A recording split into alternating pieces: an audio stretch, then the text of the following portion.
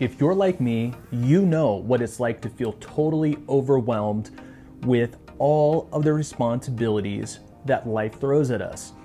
There's countless reasons why you might feel this way. You're buried in debt and financially strapped, or you're experiencing serious health problems. Perhaps your career isn't going as planned, or the expectations that others have of you are way too much.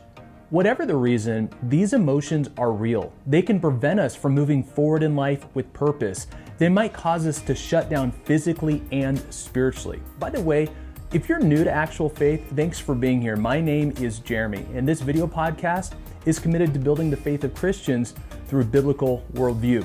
Subscribe to Actual Faith, give this video a like, and leave me a comment. One of my favorite things to do on this channel is interact with viewers like you. So what should a Christian do when they're feeling overwhelmed?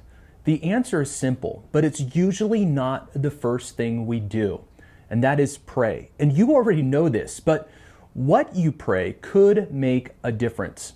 Let's consider Jesus for a minute. Do you remember when he prayed in the Garden of Gethsemane?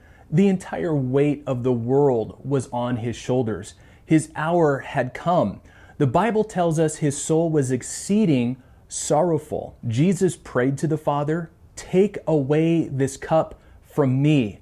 The cup represented the agony, the suffering, and the cruel death that he was about to endure at the hand of the Father. The Father's wrath was about to be poured out on the Son for all of the sin of humanity. And in his humanity, Jesus was totally overwhelmed, and he had every reason to feel that way. The cup was more than he could humanly bear, and yet he desired the will of the Father. This was the example that he set for us. There's nothing wrong with praying for God to remove the cup that overwhelms us, if it's possible. But what if he doesn't? Will you say, "I desire your will in my life," even if it's a cup of suffering?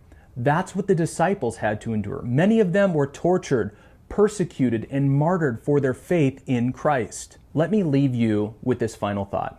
If God doesn't remove the cup and you must drink of it, understand that his grace is sufficient.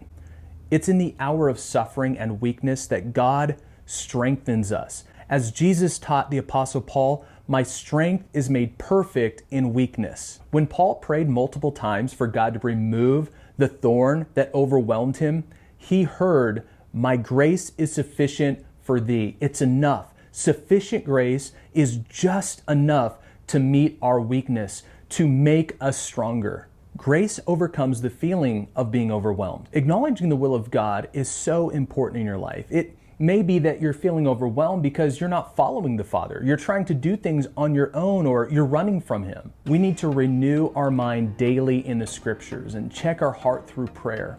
Are you placing burdens on yourself? Do you need to reevaluate priorities in your life? Are you keeping eternal perspective in mind? Once again, I want to thank you for hanging out with me on Actual Faith. And remember that faith is not some blind leap of ignorance into the unknown. Actual faith is trusting and believing the unknown because of the known. Keep the faith.